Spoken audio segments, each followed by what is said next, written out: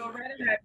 That we have 156 individuals who are logged on right now, and I know that there's a couple of hundred more who are coming, but it's important that we get started because I want to just be respectful of everyone's time. Welcome everyone to the Actors Fund's Wednesday Forum, this one titled Government Relief for Arts Workers. Our goal each week is to feature expert guests who will share their knowledge on a range of work and financial management strategies. We also hope these forums provide you with community and connection as a way of helping you to navigate the challenges brought on by COVID-19. My name is Christopher Bloodworth, and I'm the National Director for the Career Center here at the Actors Fund. My team and I would like to thank each of you who have logged on for taking time out of your day to join us for this important conversation. As many of you know, our mission at the Actors Fund is to foster stability and resiliency by providing a safety net for performing arts and entertainment professionals over your lifespan. In addition to the financial relief that we'll be talking about today, offered by our government, I think it's important for us to highlight the financial assistance the Actors Fund currently has in place to assist you during this time. If you have not yet, please visit our website, www.theactorsfund.org, to learn how you can apply for assistance via our online portal. Our entire staff is working diligently to review and to respond to each of your requests as quickly as possible. We know how much this means to you, so we're here for you at this time. Today, we are privileged to have a number of key individuals to help all of us understand better our government's response to COVID-19, the COVID-19 pandemic. A number of you have asked a series of questions regarding your freelance and gig status connected to businesses that still owe you money, IRS stimulus checks, the new unemployment expansion guidelines, and disaster assistance connected to your small businesses. The panel of experts gathered with us today have been briefed on your collective concerns and will do their best to answer your questions in their response as broadly and as detailed as possible. If you find yourself needing further clarification, we ask that you utilize the Q&A feature that you'll see on your panel below to submit your questions. After all of the speakers have spoken, we have reserved some time for a brief Q&A where we will once again synthesize your questions into common themes for further feedback. Also, it's important to note that both the Career Center and the Financial Wellness Program of the Actors Fund will continue to monitor these government programs as more information is provided and offer additional workshops to help you understand how best to proceed. So be sure to check your email and our website, again, www.actorsfund.org for updates. So now let's get down to business. Our first speaker today, Commissioner Salas, was appointed to oversee the New York City Department of Consumer and Worker Affairs in May of 2016. She is an accomplished labor law advocate who has been committed to fighting inequality throughout her career. Under her leadership, the Department of Consumer and Worker Affairs efforts are directed towards industries in which predatory practices are prevalent. So Commissioner Salas, I turn it over to you now to share with us your thoughts on what our performing arts and entertainment professionals can do during this time. Thank you so much, Chris, for the introduction, and it's really a pleasure to be joining today's discussion. I just want to say a couple of things. First of all, I hope everyone is keeping themselves safe and healthy. My office has moved to do most of our services remotely. So we have operations are up and running. We are responding to as many complaints, inquiries, questions that are coming into our agency, especially in this time of a lot of need from our workers in New York City, which include freelancers, of course. So I want to mention a couple of things that we do on behalf of freelance workers, so that you can come to us for these issues. So one thing that you just mentioned is that people have questions about contracts for which they've already completed their work and haven't gotten paid yet. New York City is fortunate to have the Freelancers Isn't Free Act, which is a law. It's probably the first in the country. I'm not sure if it's still the only in the country, but it's the first one in the country to require timely payment for freelance workers. So what does that mean? First of all, it means that contracts now that have a value of over $800 must be in writing. That was an issue that we saw a lot with freelancers, where contracts were not often in writing, and it always became a dispute between the company and the freelancer as to what the terms of the contracts are, right?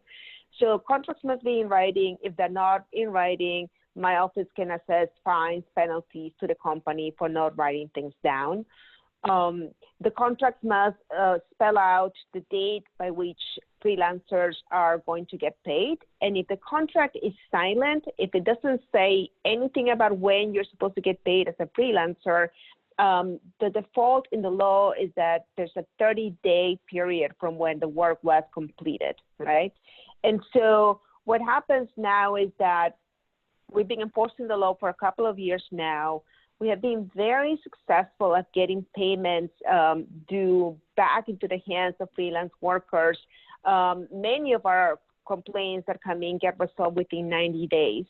And that's a really, really fast track time period. I've been doing enforcement work for a number of years, and typically most of the cases take longer. But I think this is really a result of a law that has all the right incentives in it to make sure that companies are doing the right thing, right? So the law also says that as a freelancer, if you don't get paid on time and you have to hire an attorney, you can then get lawyer's fees paid by the company too. So there's an extra incentive there for companies to not have to incur in paying also your lawyer, who has to now go to court to try to get you paid, right? We have court navigators in our team that handle these complaints. And so our goal is to make sure that freelancers don't actually have to go and get legal assistance from an attorney if in case we cannot resolve the case with the company ourselves. But we have a pretty good track record of resolving these disputes. So please, if you're a freelancer and you haven't gotten paid under your contract, call us at 311. You can also send us an email at it's olps@dca.nyc.gov. Like I said, we haven't stopped. We are doing all of our services remotely, and for us, it is a priority to make sure that New Yorkers have all the money that they've earned so that they can, continue to pay for their basic needs. There are a couple of other things that I want to mention because there are important services for freelancers that my agency also coordinates. Our Office of Financial Empowerment manages the free tax preparation services every year across the city. And while right now we're not taking on in-person clients, our network of providers is still handling cases online and via email, and they're providing whatever assistance New Yorkers need to file their taxes, because we know that in many cases, in order to be able to access some of the stimulus funds, they'll have to be able to prove their income. So please contact us. Again, call 311, and you'll be able to get connected to a tax preparation volunteer who has been trained and by the city and has only your best interest in mind. So if people have earned less than $69,000 for 2019, they qualify to get these services for free.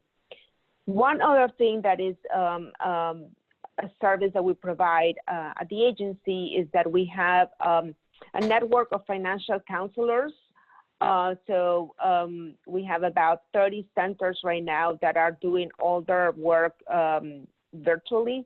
So we're doing remote counseling for individuals, and our counselors work with individuals it's all confidential and it's all private, and basically they can help you to figure out a budget if you need help with that. They help people with their debt. Oftentimes our counselors get on the phone and help you negotiate the debt down.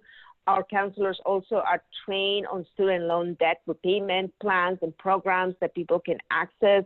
So it's going to be important for people to now understand what their what kind of relief they get from the federal government with respect to their student loan debt. So our counselors, again, the best way to reach us is to call 311, and you'll get connected to someone who can help you, who, if you speak a different language, we have language capacities. So, you know, since February 23rd, we have received approximately 80 complaints from freelancers who are complaining of non-payment of wages. These are cases, again, that we are prioritizing, so please reach out to us if you have questions or complaints. And then the only other thing I would just mention quickly is that we have also been engaged in doing a lot of investigations around price gouging. We know that people need certain items from supermarkets and grocery stores to take care of themselves. And if you are encountering situations where people are overcharging you for like Tylenol and other products that you need to keep healthy, let us know. We're taking on those complaints too. So just to conclude my briefing, you know, we're up and running. Do call us. We care very much about these cases. It is important for us in our operations to enforce this law are running. So I know that I won't be able to stay through the end of the webinar today, but I have two colleagues in my team who are also on the call, Alberto and Tangela, who will be able to take questions at the end if I have to log off. So thank you again for inviting me. Awesome. Thank you. Thank you so much. So many of our performing arts and entertainment professionals are freelancers, one, by their profession, and two, as their sideline work that they utilize in order to maintain stasis, so to speak, when they are in between gigs. So I know that they appreciate so much what your department is doing for them during this time, especially. And getting paid is an important aspect of their survival during this time. So thank you so much, Commissioner, for being here. Thank you. All right. So our second speaker today, Peter Fehnel, has worked in the private sector, served our country as a military intelligence officer, and now works for the United States Small Business Administration. Currently, he serves as the Supervisory Economic Development Specialist for the SBA, where he develops and implements key strategic objectives, priorities, and policies related to small businesses.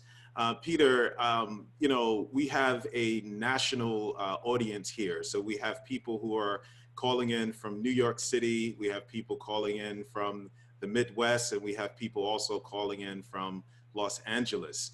So I know a lot of them are small business owners, and are looking to figure out exactly what they can do related to the SBA disaster assistance. So would you mind telling us a little bit about your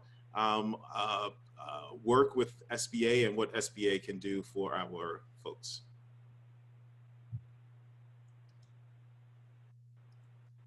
Can we unmute him? Okay, I'm good there. Hello, good afternoon. Thank you so much, Christopher. Again, I'm Peter Fehnel with the United States Small Business Administration, and I really appreciate this opportunity to speak with you today. I'm presenting on the SBA's layered response to the COVID-19 pandemic. Okay, so the information I'll be presenting, I put together a PowerPoint. Hopefully that's okay that I put up a PowerPoint and go through that with you. This is information that I've put together from many different sources. We haven't got any official documentation on it, as everything is so new and we've been running to put everything together and to get everything out there. So for that reason, I will not be sharing it at the end, the PowerPoint, because I would wait for the SBA to publish something, you know, they're official. So, but I will be covering the Economic Injury Disaster Loan, the Economic Injury Disaster Loan and Advance, the Express Bridge Loan, the Paycheck Protection Program, Small Business Debt Relief Program, and existing SBA disaster loans. So at this time, I will launch this. Let's see. Okay, hopefully you can all see the presentation at this time. Okay, great. So let me see. Get there. Okay, so the Economic Injury Disaster Loan. So with this, the eligibility for this program, self-employed individuals, independent contractors, sole proprietors, and businesses, tribal business concerned, ESOPs, cooperatives, and private 501c3 nonprofits with 500 or fewer employees. SBA is the lender, directly through the SBA. You apply at sba.gov/disaster. The term for this loan is up to 30 years. The amount is up to $2 million for this loan. The interest rate for businesses is 3.75%. Nonprofits is 2.75%. Security and collateral, unsecured up to $25,000. Loans over $25,000 will need to give the SBA access to collateral. That does not mean that you need to have your loan fully collateralized, but if you have collateral, it will be used. There are no personal guaranteed for loans up to $200,000. Okay, so payment deferrals, 1 year. Interest will continue to accrue over this period of a year. So the turnaround, the SBA is saying 3 to 6 weeks on this. There's no forgiveness on this. There are no fees. As I said, it's a 30-year, up to a 30-year term loan. This loan is available through December 31st, 2020. In other words, you can apply on the December 31st. Okay, usage of this. Pay fixed debts, payroll, accounts payable, and other bills that cannot be paid because of the disaster's impact. It does not cover lost sales. Okay, cannot be used to pay off existing debt. Okay, if you get an economic injury disaster loan tomorrow and then you use it to pay payroll and mortgages, healthcare, utilities, only to come back a month later and apply for the Paycheck Protection Program loan, you cannot get forgiven. You will not be forgiven for those costs you've already covered under the disaster loan. It's okay for new businesses less than a year in existence to access this loan, and loans can be made solely on the basis of credit score. Okay, now with the economic injury disaster loan in advance. So the eligibility is the same. The lender is the SBA, and actually you apply for this at sba.gov/disaster, and it's actually part of the economic injury disaster loans application. So it's not two separate loans or application. And this advance is what you've all heard of as the grant, $10,000 grant for businesses. Okay. So, yeah, so SBA, and it's up to $10,000. Okay, the turnaround time. I was originally told 3 business days from the time of application. I've now been told 3 weeks, which is the time for processing when they come back with questions. If they follow up with the economic injury disaster loan, I'm waiting for them to tell me what the time frame is on the advance. Okay. The applicant should not be required to repay the advance even if it's denied the loan. So this is, you've heard about the grant out there. This is the grant that they talk about. You would, to access this grant, you apply through the economic injury disaster loan. And one of the last questions on there is a little box you check off that you'd like to receive an advance of up to $10,000. That is the grant. They don't say grant. I know I've heard a lot of the discussion and the phrasing out there is grant, but this is how they word it inside the actual process there. There are no fees with this, and again, it's available through December 31st, 2020.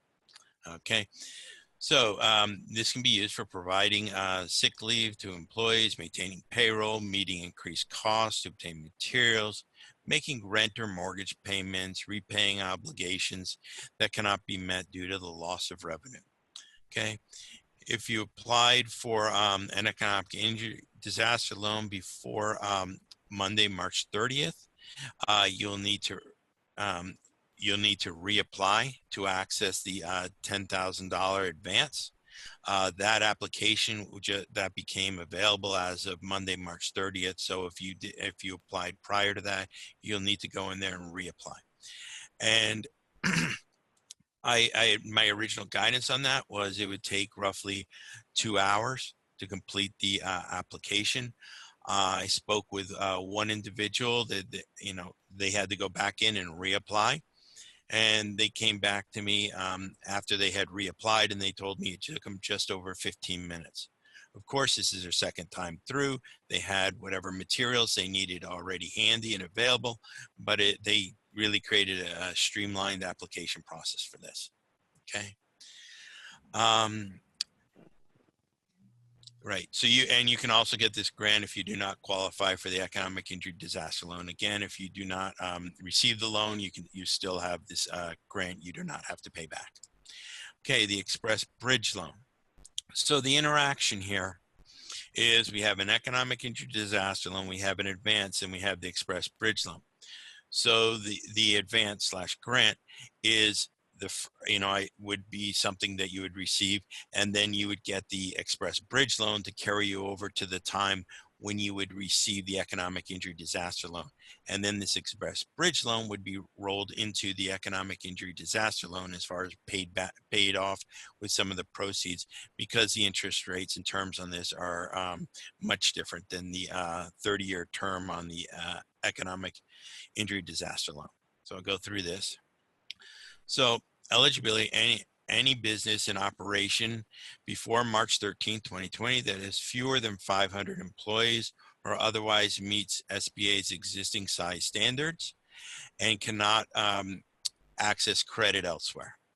Okay, the lender for this is with an SBA lender, SBA certified bank or credit union. So you're actually going to a bank or credit union that participates in SBA's lending programs. Okay, and you will apply through that bank. It's the Express Bridge Loan. The term is maximum of 7 years and must be structured as a term loan, not a revolving line of credit. Up to $25,000 for this. Interest rate not to exceed prime plus 6.5% fixed or variable. What the SBA does is it sets a ceiling for our lending partners.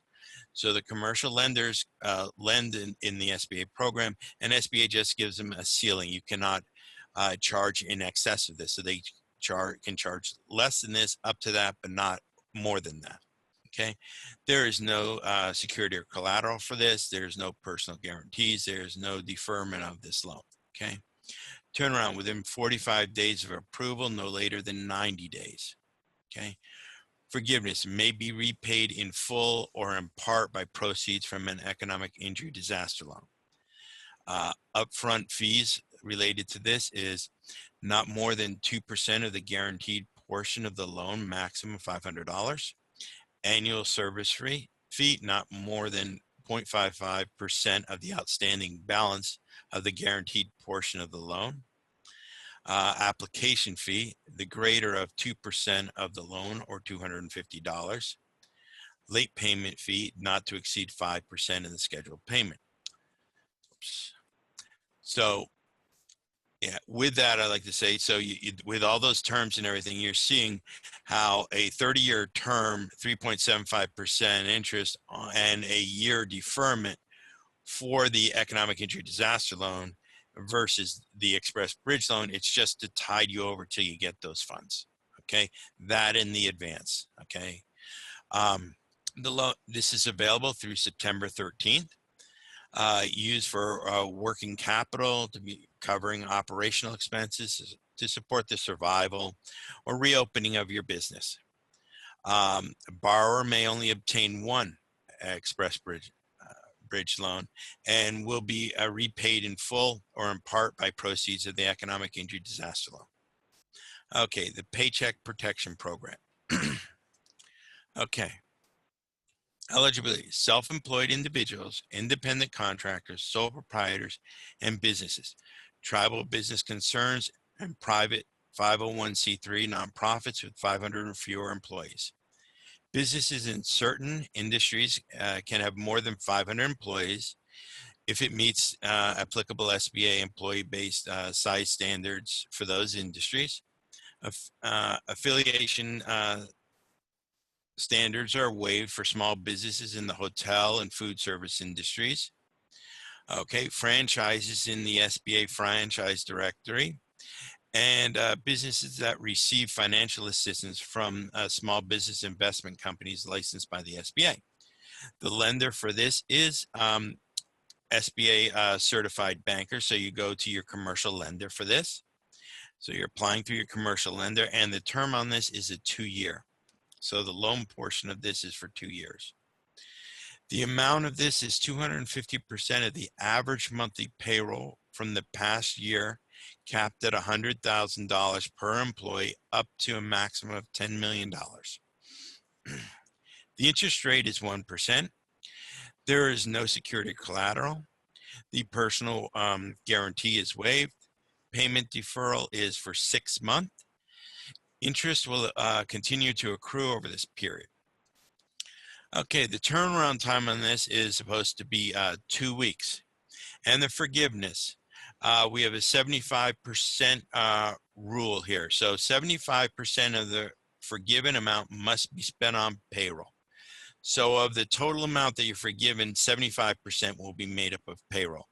The additional 25% will be made spent on interest payments on mortgages, rent payments, and utilities. So interest on mortgage, rents, and utilities make up that. And expenses on leased equipment or anything else would fall into a loan versus being forgiven here. Okay, there are no fees associated with this loan. This loan is available through June 30th. And uses employee salaries and benefits, including paid sick, medical leave, insurance premiums, interest payments on mortgage, rent, utility payments in place before February 15th. Okay. If you received an economic injury disaster loan between January 31st and the date which the PPP became available, you would be able to refinance the economic injury disaster loan into a Paycheck Protection Program loan for forgiveness purposes. Okay. You may not take out an economic injury disaster loan and a Paycheck Protection Program loan for the same purpose. The remaining portion of the economic disaster loan for the purposes of those laid out in loan forgiven terms for PPP would remain a loan. So if you if you took an advance of the advance on the economic injury disaster loan, the grant award of up to $10,000, that amount would be subtracted from the amount forgiven in the Paycheck Protection Program. So, okay, businesses must have been in operation by February 15th, 2020. Payroll costs do not include compensation above $100,000. The applications starting on April 3rd for small businesses and sole proprietors, and starting on April 10th, independent contractors and self-employed individuals can begin applying. Okay, affiliation standards are waived for small businesses in the hotel and food service, franchising SBA franchise directory that receive financial assistance from small business investment companies licensed by the SBA. Loan forgiveness is not treated as taxable income. Then the Small Business Debt Relief Program. So eligibility is current SBA borrowers. This would be our 7A program, not the Paycheck Protection Program, our 504 loans, our microloans, and not the disaster loans. Borrowers, current SBA, these loans are all through SBA lenders, commercial lenders. Okay. To apply, debt relief is automatic. You should always check back with your lender. SBA will cover all loan payments on these SBA loans, including principal, interest, and fees for 6 months. So for 6 months, all loans in good shape out there, SBA loans will be paid by the SBA. That is principal, interest, and fees for 6 months. Okay. This is through September 27th. You support the survival and reopening of businesses, and does not, include 7A loans made under the Paycheck Protection Program. And borrowers may separately apply for and take out a PPP loan, but debt relief will not apply to the PPP. So the Paycheck Protection Plan does not apply to this, but on standard SBA loans, which were already out or before the disaster. Okay, existing SBA disaster loans.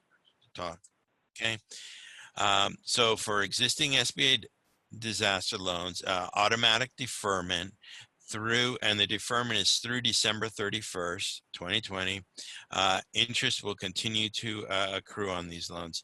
And for that program, so they're automatically deferred through the end of the year. Okay, so that is all I have at this time to present. Thank you. Awesome. Thank you so much, Peter, for preparing this information and for sharing it with our community. As I mentioned, there are a number of people who have small businesses, and they're trying to figure out how best to manage themselves and their income during this time. So I'm sure that information was very helpful to them. So thank you very much. Our third speaker today, Linda Henson, is a senior stakeholder liaison within the Communications and Liaison Unit of the Internal Revenue Service. Linda has 30 years of experience in the IRS and has obtained a wealth of knowledge and experience within the Bureau. And so, Linda, as I mentioned earlier, we have a national audience here, and a lot of questions came in regarding the stimulus checks or plan that was passed by Congress and signed into law by the president. And there were a number of questions that centered around understanding which tax year will they be using. If I didn't file my taxes in 2018, would that limit me, et cetera? So I'm hoping that some of your conversation can talk some about the challenges associated with taxes that may affect some of our members. Hopefully I can. Can you hear me? Yes. Okay, so I just want to say welcome everybody. Good afternoon. And at this fund, thank you so much for the insight to put on this type of forum and for inviting me. Again, I'm from the Outreach and Education Department, and that's all we do, simply outreach and education. I have no dealings with tax returns or your tax accounts, so I act as a liaison or a partner to organizations just to do this, share information on our key messages. And in this time that we're living in with this COVID-19 pandemic, IRS has really stepped up, just like all the other government agencies, to offer relief to taxpayers. So I'm going to talk about the stimulus payments, but some of the other provisions that came under the different phases of law that was released by our president as a result of this pandemic was the extension of the filing and paying of the tax return. So basically, all tax returns that were originally due April 15th have now been extended to July 15th. And that's good for a lot of people. For some people, it may not even make a difference, but it's just good information to know. So just to give a little background on that, everyone gets this automatic extension to file and to pay. You don't have to be have tested positive for the virus to get the extension. It's across the board, and we're talking about federal tax returns. So I'm talking about your 1040s. A lot of the states have followed suit, so I can speak for New York and say that New York has also extended the filing and payment, the income filing and payment to July 15th. I'm not sure about the other states, but you can always go on the website and check for your particular state. If you would do a refund, I say, why wait? Don't wait till July 15th. If you do a refund, everyone needs the money now. Go ahead and get that tax return in. If you know that you're going to owe money, I would also suggest that you file the tax return and start paying on the debt now. Interest and penalty will start to accrue on July 16th. So if you've made any payments toward that liability, and hopefully you've even been able to pay it off, go ahead and pay it off, because your interest and penalty will begin on whatever the unpaid balance is. So that's why I say it is, somewhat a win-win for others. You don't have to file an extension. You don't have to do anything. If you're required to file a tax return, you have that automatic extension. As far as the stimulus payments, you don't have to file your tax return in order to get let me back up and I'll come back to that, because there's some caveats to that. If you're required to make estimated tax payments, that extension also was for you, for those people who were required to make estimated tax payments. So the payment that was due on April 15th has now been extended to July 15th. However, that payment, that estimated tax payment that was due June 30th was not extended. So it is still due June 30th. Okay, so just wanted to share that information. And I want to talk about the economic impact payments. And if you notice what I'm saying, a lot of people have called this the stimulus payments, and that's not what the official name is, economic impact payments. So these were payments allotted as part of the coronavirus response package that was signed into law sometime last month. And the purpose of it was to provide fast and quick relief to everyone who's actually in need.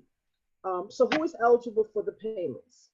Tax filers with an adjusted gross income up to $75,000, and that's for individuals. For married couple, that doubles to $150,000. For filers above those amounts, and we're talking about the AGI, the adjusted gross income, not the net income. We're talking about the adjusted.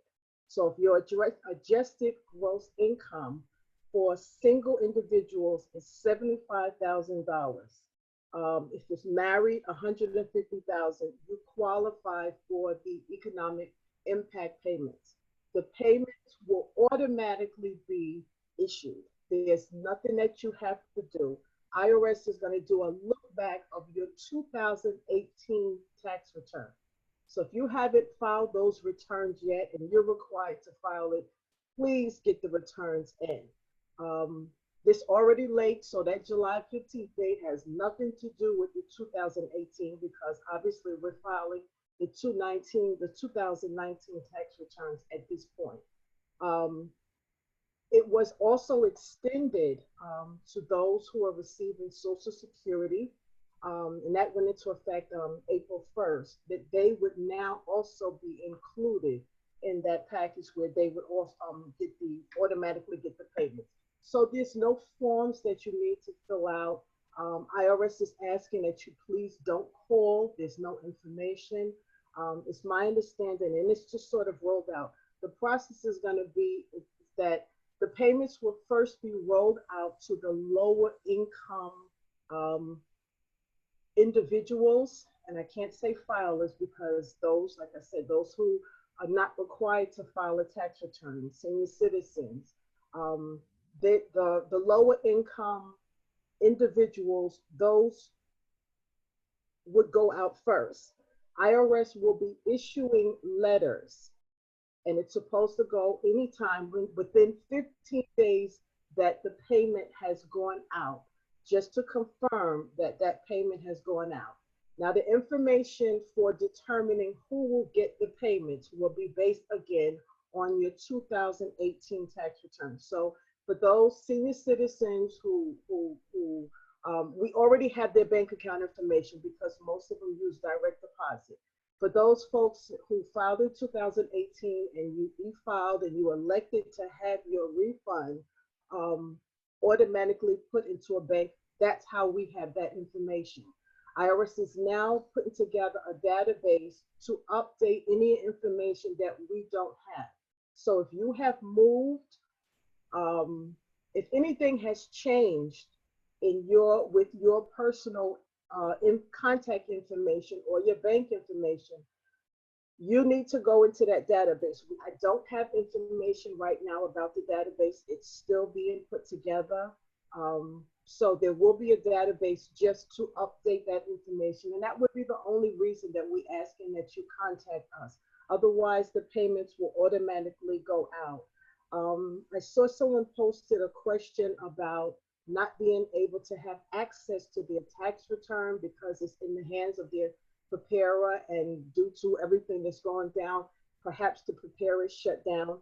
These payments, you can claim the payments up until December 31st, 2020. So the July 15th deadline has nothing to do with these payments. You have that time to get that information to us. So that's how IRS will know where to send the payments based on the information that we have already on file. Let's see, what else can I share here?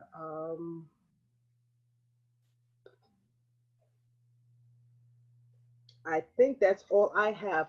We do have a website, and what I'd like to do, I'm going to throw this out, and then I'd like to have a conversation offline with both you, Chris, and Alexandria.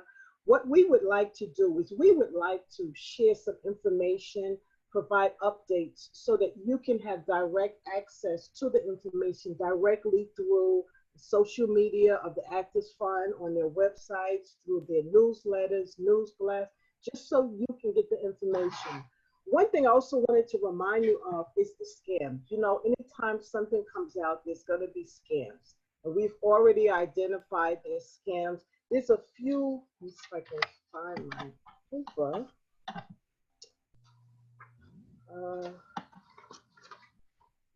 Give me 1 minute, I apologize. Just a few warnings.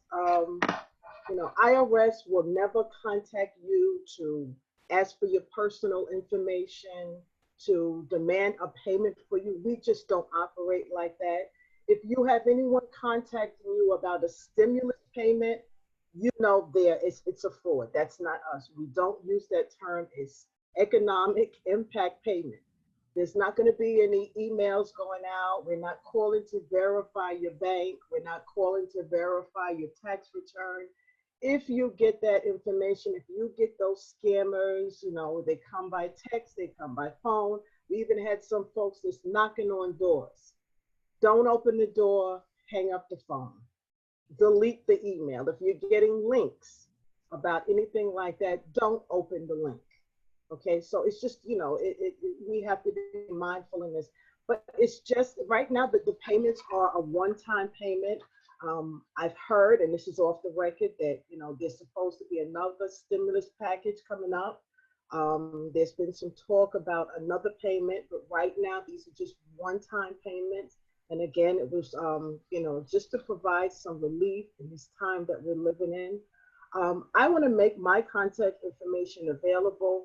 I'm not going to open it up to everybody here, but I'm going to share it with Chris and Alexandria. It will be posted on your website. You can contact me. And again, my job is just to act as that liaison within the IRS to help you navigate the process in the program. If you have questions, if you have issues, I'd also like to get some of these questions so that I can take it back.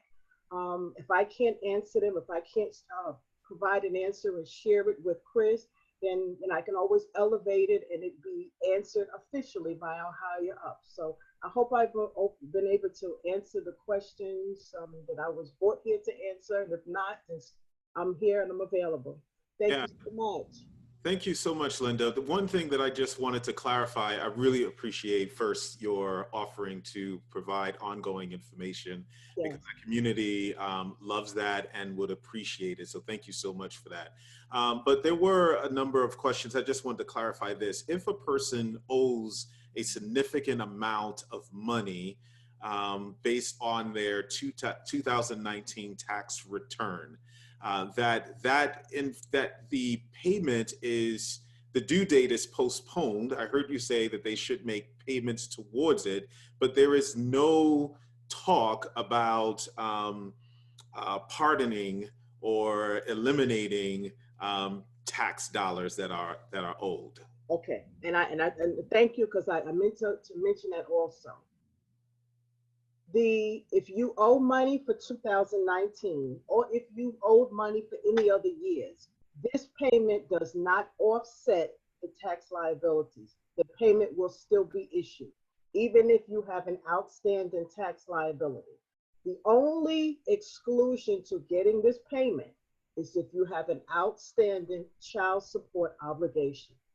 So if you owe student loans, if you owe the IRS, if you owe, and again, this is based on your 2018. So even if you owe for 2019, it has nothing to do with it. It's all based on income for 2018. Great. But like I said, there are some folks who don't have a filing requirement. There's a small percentage of the population that will actually be looking at the 2019 to determine. But basically, it's based on the 2018. Great. So to answer that question, if you have a tax liability owed to IRS, you will still get the payment if you meet all the other requirements, income requirements. Yeah. Thank you so much, Linda. I really, really appreciate it. I'm sorry I forgot about that. That's very important. Awesome. Our final speaker today is Judy Conti, who is the Government Affairs Director for the National Employment Law Project. Judy has years of experience lobbying on worker issues, including raising the minimum wage, fair chance hiring, unemployment insurance, wage theft, immigration reform, and other issues involving turning low wage work into good jobs with a pathway to the middle class. Judy, we received a significant amount of questions regarding the pandemic unemployment assistance program with its expansion to gig and freelance workers, relating to how one can apply for that particular program. So I'm hoping that your conversation with us today can speak to the criteria. And I know that the Department of Labor has not yet fully released all of the information, but if you could speak to, what our folks can prepare for in terms of learning how to apply for that particular program. We have to unmute you. There we go. All right. Thank you, Chris. I am unmuted now. Hi, everybody. It's great to be able to talk to you. I'm sorry it's under such difficult circumstances. And I'm going to do my best to provide you with useful information and some practical advice. I've been trying to answer some of the questions in the Q&A block as well. I can't get to everything. And a lot of them are more specific than time allows right now, but I'm going to try to give some practical and comprehensive advice. I'm going to share my screen. I've got a couple of slides here because I want to make sure that you both hear and see what I'm saying, knowing that different people absorb information in different ways. So key takeaways up at the top line. The CARES Act implements a few new UI programs that are unemployment insurance, UI, that are going to make sure that both W-2 and 1099 workers, and including those with irregular work histories, are taken care of for the most part. There will be ways that people fall through the cracks. I hope none of you fall through a crack. There is no perfect program, but this is a major expansion that really is aiming to take care of as many people as possible. Federal guidance is still coming out, as Chris mentioned. I should note too that the states have to do something fairly Herculean here. They have to ramp up new programs on very, very old IT equipment. They are not staffed up for a moment like this, so they're frantically hiring. So it is going to take a few weeks for everything to get fully up and running. I know not everybody on this call is in New York or applying for UI in New York, but New York State is moving faster than any other state. They're already paying out a pandemic unemployment compensation that I will talk about, and they're starting to get their pandemic unemployment assistance program up and running, but others are taking longer, and it's going to vary state by state. But the Department of Labor is working with all states to get things moving as quickly as possible. And advocates in every state are really on them and are watchdogging to make sure nobody drags their heels. I think the most important thing I can tell you at the outset is you do not have to figure this all out for yourself. If you're not sure what program you're eligible for, it is the state agencies that will figure that out and work with you to provide the documentation that you need. I know a lot of people are applying and they're having trouble right now. Perhaps there are fields you don't quite know how to enter. I've heard from a lot of people in California in particular that there's very particular ways they want information. And this, you know, I please don't take this as the be all and end all of legal advice, but California UI experts have been telling me that workers need to just keep trying. They need to keep trying new dates or new numbers or, you know, something that is good faith, truthful information until the system accepts it. And that's a big message that I want to get to all of you as well, that you have to apply and you have to keep trying, because these programs were set up for people that have 1099 income, that have irregular work histories, and we want to make sure you get everything you're entitled to. So I want to just tell you a little bit about this Pandemic Unemployment Assistance Program, PUA. This is the program that covers workers who are not eligible for regular state UI. And regular state UI is available for people who are employees who get W-2 income, or in certain states, California and New York in particular, they're really starting to look at gig work, things like driving for Uber or Lyft, or, you know, delivering food for DoorDash or Grubhub, things like that. They're starting to look at that really as regular employment as well. So if you've got any side hustles that don't relate to your career as an actor or a performer per se, but that's what you do to help make ends meet, that should be also considered possibly eligible for regular unemployment. And if you have W-2 income, apply for state UI right away, don't wait. But if you are somebody that really works more irregularly, you are self-employed, an independent contractor, you're getting $11.99 income, then this PUA program is there for you. The eligibility is retroactive to January 27th. So if you've lost your job anytime, or you've lost your income anytime after that, your application can be backdated to that date, and it goes through the end of this year. Though we will be advocating for expansion of the program beyond this year, I promise that. The PUA benefit is basically the same as the state's weekly UI benefit, but the good thing is there is a floor on it. It can't go beneath half of the state's average weekly benefit. Some states, particularly the quote unquote red states in the deep South, offer some very, very low unemployment insurance benefits.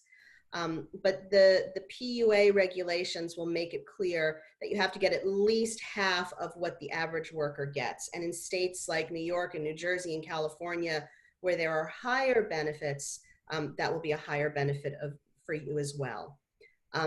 PUA is not available for anybody who can telework with pay or is receiving paid sick or paid leave benefits. This is a provision that really is probably more applicable to people in different professions, not the creative arts professions. But if any of you are teleworking with pay or receiving paid sick or paid leave benefits, then you won't get PUA for the time that you are getting paid. But if you are partially teleworking with pay and you are partially receiving paid sick or paid leave benefits, but not fully receiving them, then you can get PUA to cover the rest of that. You're eligible for PUA, again, if you do not qualify for state UI and you are not working because, or you're not earning because you are diagnosed with or seeking diagnosis of COVID or caring for someone with it. If you're caring for a child or a household member who can't attend school or work. If you are quarantined or have been advised to self-quarantine. If you can't start or reach a job or your place of employment is closed because of COVID-19, or you had to quit your job as a direct result of COVID-19. And on this last one, you really need to have some sort of, if you will, medical recommendation. I think it's the safest way to make sure that you qualify. If you are a person with an underlying health condition or are of an age that makes you more susceptible to catching COVID and having it be potentially fatal to you, and you have a healthcare professional that has recommended that you stay home and not go to work and not earn an income, that's really something that would qualify as a direct result of COVID. Or if your employer, if you were still employed, but your employer was not following any sort of health or safety procedures, it may be possible you could make that argument as well. But if for some reason any of you had jobs that you quit just because of generalized fear of catching it under the regulations or the guidance that we're seeing, that probably would not render you eligible for PUA. There are two additional programs. The first one, Pandemic Emergency Unemployment Compensation, is for those of you that have W-2 income and could qualify for regular state UI benefits. If you do and you run out of those benefits, most states have 26 weeks of benefits, though there are 8 that have fewer than 26. But when you run out of those benefits, you get 13 more weeks of benefits after that, and fully funded through the federal government. You get the same benefit level as state UI, and that's available through the end of the year. And then the final program is Pandemic Unemployment Compensation, PUC. This is a $600 increase in weekly benefits for anyone who is on state UI or PUA. This will only last through the week ending July 26th, unless extended. And its eligibility only goes back as far as the last week of March. But this is intended to try to make people whole for the wage loss that they are suffering. UI benefits generally across the board only compensate people for about 40% of their wage loss. And in some states it's more, in some states it's less, but that's the average. So the extra $600 a week is really to try to help make sure that people are made, the average worker is made whole for what they are losing in wages. If you receive any sort of UI or PUA, even if it's a small amount, if it's as little as $1 a week, you will get that extra $600. It's just a flat rate, period, end of story, and lasts through the end of July. So here's just a little flow chart to give you a visual of how it works. Every state is going to have their own nuances to their process, but this is generally speaking how things should run. Typically, whether you are seeking UI or PUA, the states are probably going to require that you apply for UI, regular state unemployment insurance, and provide information on your work history and your reason for not being attached to your work right now. If you are found eligible for UI, the state will start paying you benefits, usually within 1 to 3 weeks, and you'll get that extra $600 through from the date of your application through the end of July. If you are found ineligible for UI, the state will determine your eligibility for PUA. You should not need to have to do an additional application. You may have to provide some additional information, but the states have been instructed to try to make everything seamless and not a different application. If you don't have wages reported by an employer in the state system, oh, I'm sorry, I have an itchy trigger finger there. Hold on a second. I'm going to go back to that. I'm going to share my screen again. I've got just so folks know, I have a new laptop with a very, very sensitive trigger.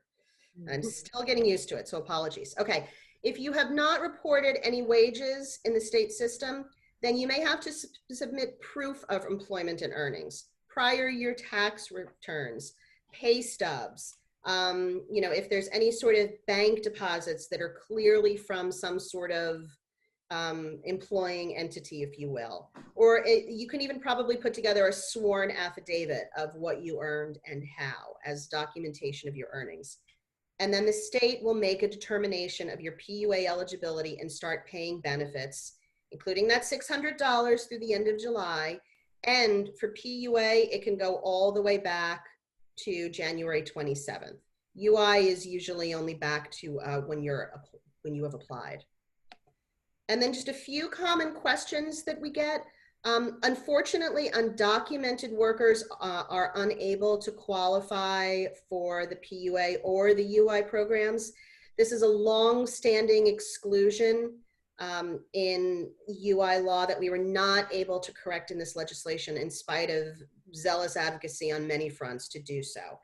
If you have work authorization, you are probably eligible, but if you're here on a visa of any sort that ties you to a particular employer, and that employer has laid you off or has no work for you, that's going to be a complicated situation because you're really not able or available to work for anybody else. Are workers eligible for PUA if they didn't earn enough to qualify for UI or they're independent contractors? Yes. That's exactly who PUA is there for. People who are new to the workforce and don't have a lot of earnings, who have irregular work histories, or are independent contractors. As I said before, everybody gets the PUC through the end of July if you qualify for any sort of UI benefit. And normally it takes 2 to 3 weeks for workers to receive their first checks.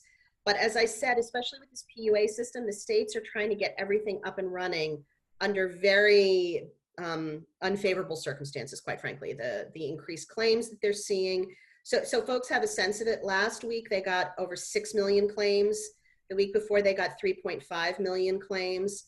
The only time prior to that, the highest number of new claims in any 1 week was 649,000 back in 1982.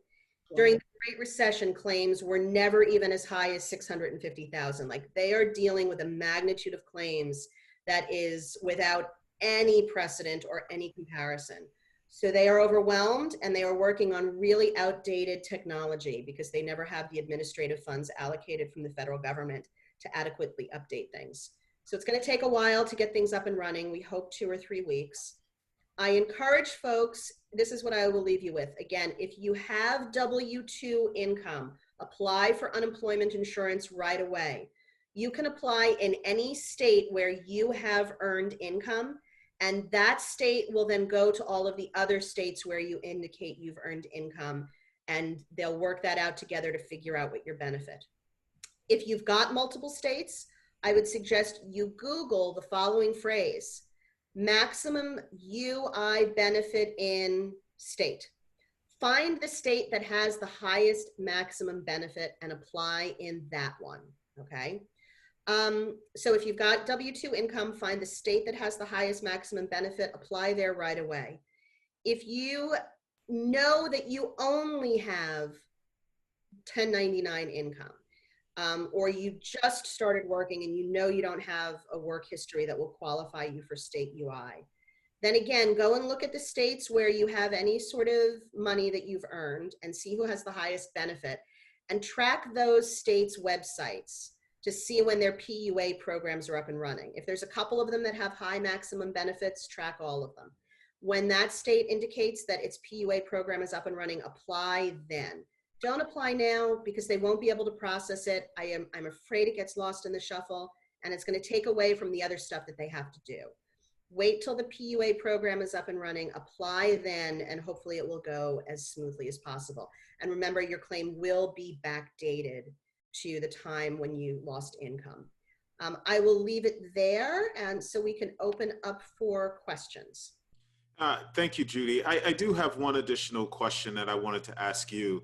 As you know, being a fan of the performing arts and entertainment community, a lot of our folks travel internationally for work. And there's one question that came in that someone is stuck out of the country due to travel restrictions, right? Yeah. And we normally know that with unemployment insurance, you have to be available to work in order to receive it. So given these unique circumstances, is that a major challenge that our folks should think about? I can't give you a definitive answer because there isn't one, but I can say this. First of all, the Department of Labor has instructed all of the state agencies that while they still need to enforce able and available requirements to work, they do have latitude in interpreting them under the current moment. And second of all, if it's the PUA program that you are applying for, there is an explicit provision in law that basically mandates a flexible interpretation of able and available to work if there really isn't something that you are able or available for because of COVID-19. And if you can't get back into the country because of travel restrictions, that's pretty much a you can't work because of the direct result of COVID-19. So I think you'd be safe there for PUA. Awesome. Thank you so much. And remembering though, I can't give 100% guarantee. I don't want to mislead anybody, but that's the best advice that we can give right now. Absolutely. And as the Department of Labor release all of the laws and rules associated with this, individuals will have more information based on their state unemployment offices in terms of how to proceed and process these claims. All right. Alexandria, do we have any questions that have popped up in the Q&A section that we can offer to our panelists? Yes, there are a lot. There's actually 150 in the question and answer block. I don't think that we'll be able to get to all of them, but let's try and get to the main ones. And please, panelists, feel free to click on that Q&A block. And if there's a question that you want to address, just hop on in. But I'm going to start with this one, and this one's for Linda. If we owe for our 2019 taxes, has the payment deadline also been moved, or is it just the filing deadline? It's the filing and payment due date has been extended.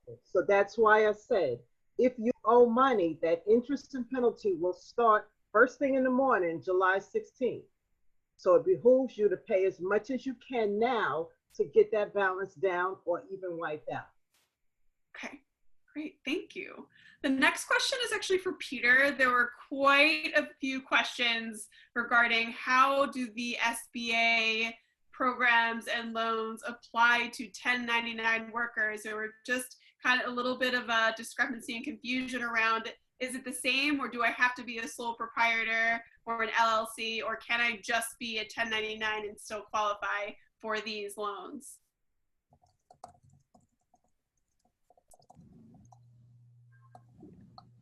Oh, whoops. Hold on, Peter. There you go. There we go. Yeah, so the 1099, I understand, would fall under independent contractors in that aspect. So the Paycheck Protection Program is fine in there. It's there to set up and help with 8 weeks of payroll. And so, thank you. Okay, great, awesome. So moving forward, if there's any other questions, Christopher, that you're seeing, they're just a little bit lengthy for me to. Peter, here's another one for you. Someone mentioned that I'm an S Corp and pay myself every year. And I think this may be a question between you, Peter, and Judy. Not sure what would be the best approach, to take unemployment or to take an SBA loan. Okay, an S Corp, I imagine they set up, they probably have some employees, and ideally, the size of the business and everything and running forward. But I would always recommend that people apply for all the disaster loans, the economic injury disaster loan, the advance with that, and the PPP, and so that they can identify. It's going to take a while for anything to be approved, for anything to come in, and so that they can move forward and they can identify what is offered to them at the end of the day. Maybe they receive something, they're turned down for something else, what their final opportunities are to move forward. Because if they, just apply for one, and then for some reason they're turned down on that, though they've waited 4 weeks, and now they, start an application for another, I would tell them to apply for what's out there and see what they're offered. When they're offered something, they don't have to take it. When you're applying for a loan, your option whether you take it or not at the end of the day. So I would just tell them to apply, see what type of resources you can have, and in the meantime figure out what's best for your business. Mm-hmm. I've been working a lot with the folks at SAG-AFTRA as well with similar issues, and this is one that comes up a lot, especially with the so-called loan-out corporations.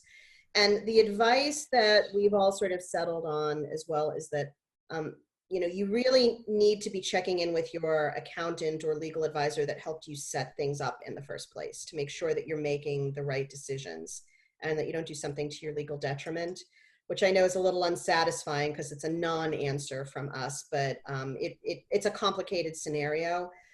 The thing I would recommend to folks as well, if you do not have an ability to consult with one of your financial advisors or a lawyer who helped you set up the S-Corp because you can't afford to pay those legal fees or financial fees right now, most state bar associations have free legal clinics for small businesses.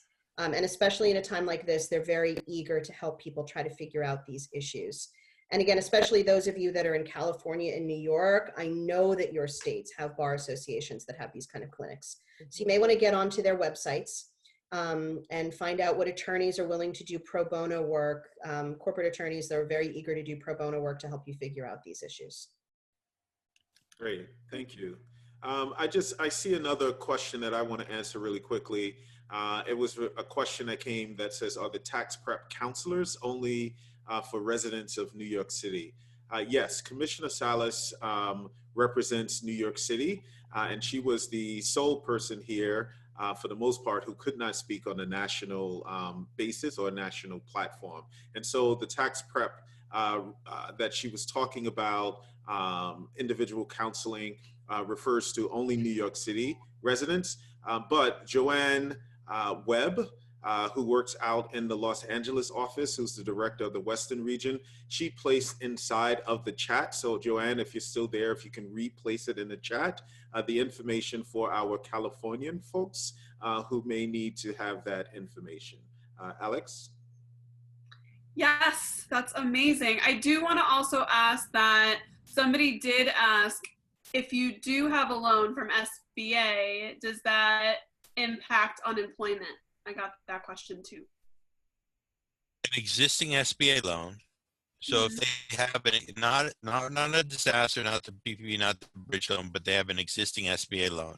If that's the question, that loan, and the loan's in current standard, then the SBA is paying the interest and principal and fees, anything on it, for 6 months. Okay, so the SBA is paying for 6 months of that SBA loan, so that they have a brief period to get back up on their feet. Okay, wonderful. Thank you for answering that. I have one for Linda. Linda, someone asked if filing married separately and my spouse makes over $150,000, but I make under $75,000. Will I still receive the $1,200 check, or just not my spouse? What was the income for the first? $150,000 for the spouse, but they make under $75,000. Okay, so they would get it because they're filing a separate return and it's based on the tax return. So they would, let me see, for married filing separate. They would get it separately, but not the spouse. Not the spouse. Okay. And actually, Linda, I have a follow-up question from Megan. My son was born in 2019, so he doesn't appear on our 2018 taxes. Do I need to submit 2019 to get the $500 amount for him? No, it would be based on the 2018, so they wouldn't get the extra $500 for the dependent. So it's always based off of the 2018 because Gonna there were a be couple based- right. questions. We're going like to that. look at the 2018, yes. Okay, and then there was I'm not sure, I can't remember if you addressed this, but if you didn't apply with your direct deposit information, is there going to be a place where people can upload their direct deposit information? We're developing a web portal at this time. I'm not sure when it will be released, but we are developing a web portal where people can go in and update their information. Amazing. So And that would be Peter, the I'm so address and everything else. And I did put on the chat, we have a website where you can go in and get information. It's always updated. There's a frequently asked questions. So a lot of these questions are there. They've been asked and answered. And like I said, updates are there. Everything you want to know about all of the reliefs that IRS is providing for the coronavirus pandemic, including the economic impact payments, is there. So I did put it. It's just irs.gov, coronavirus. Just put that in the search box and everything will come up.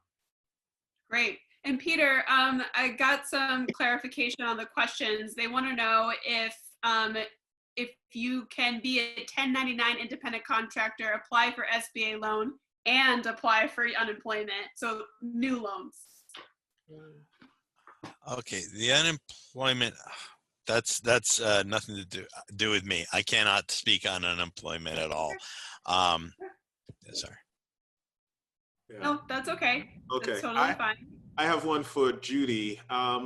Someone wrote in, how can I tell if I have submitted my unemployment insurance application? I call regularly all day and learn that I have to speak with a specialist to complete my application, and then I'm disconnected.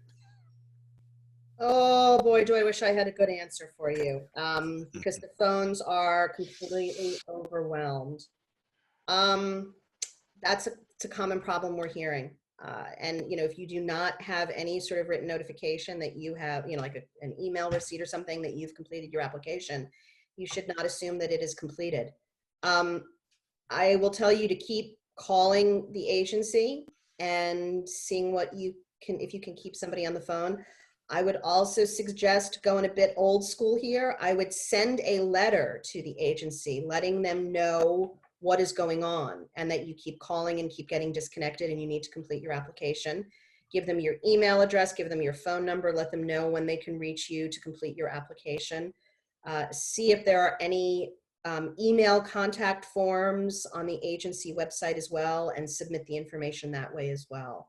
It's a wholly unsatisfying answer, and I'm really sorry. You just have to try every avenue possible to get through to somebody. A quick follow-up to that. Someone asked, where is the site to apply for PUA? The site to apply for PUA is your state unemployment insurance agency's website. Every state calls them something different, but if you Google whatever state, New York, New Jersey, California, Florida, North Carolina, unemployment insurance agency, then the right thing will come up for you. Great. Awesome. So I'm scrolling through and it seems like we hit a lot of the themes that are showing up in a lot of these questions. Yeah, it seems like it. That's what I'm seeing as well. Yeah. So if anybody wants to type in one last burning question, we'll give you all 60 seconds to type that in. Hopefully it doesn't get flooded. We'll do our best. We did really good on time today, guys. 3:50. We still have 10 minutes to spare. Can I just call out for folks? I see some people have put in the Zoom chat some websites for bar associations where people can maybe get some advice. So it would be good to scroll through that if you are somebody that's got an S Corp and needs some advice. Great. We definitely have a couple more that came in. One is many actors get W-2 and 1099. Can they apply for PUA if that's where most of their money is received? Unfortunately, no. If you are eligible for UI, you're going to have to get state UI. We actually tried really hard to get PUA to run first for a lot of reasons, not the least of which is we don't want to bankrupt the state trust funds because then they have to start taking out loans. But if you, the precursor to getting PUA is that you are not eligible for UI. And states do report in your UI wages every quarter. So it's not like you can just pretend you didn't get that money and get PUA instead. But you will get that extra $600 through the end of July, so that'll make up for some of the difference. Okay. Linda, I have a question for you. Is it true that if you worked in multiple states that you might be eligible to receive multiple checks from government bailouts, the $1,200? Now remember, this is not bailout. We're not bailing anyone out.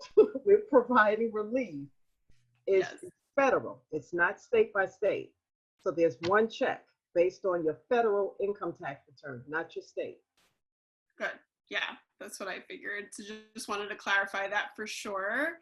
Let's see, moving forward. I mean, there are more questions about, do we get state unemployment for the 1099 earnings? And Judy, I think that you were covering that, but I'm not sure, maybe some people missed some of that information. Please repeat the question for me one time. Do we not get state unemployment for the 1099 earnings? Correct. Anything that you got as a 1099 is outside of the state UI program. So if you have W-2 and 1099 earnings, then your state UI will be based on your W-2 income. If you only have 1099 earnings, then you will be moved over to the PUA program and it'll be based on those earnings.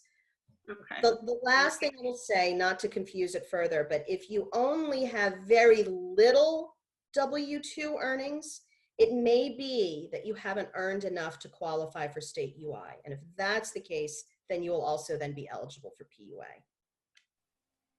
Great, awesome. I definitely have another question too for you, Judy. I worked only in California, but payroll is in Ohio. I didn't see that on my EDD UI portal, so I really want to know this answer. Poor thing.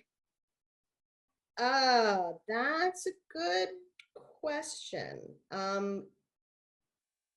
You worked at it should be paid to the state where you did the work, not where they cut the checks. Okay. So you might want to get in touch with the company, quite frankly, one of their HR people, and find out where they're making their payments. Right. Okay, great. And then let's see. I have one from D.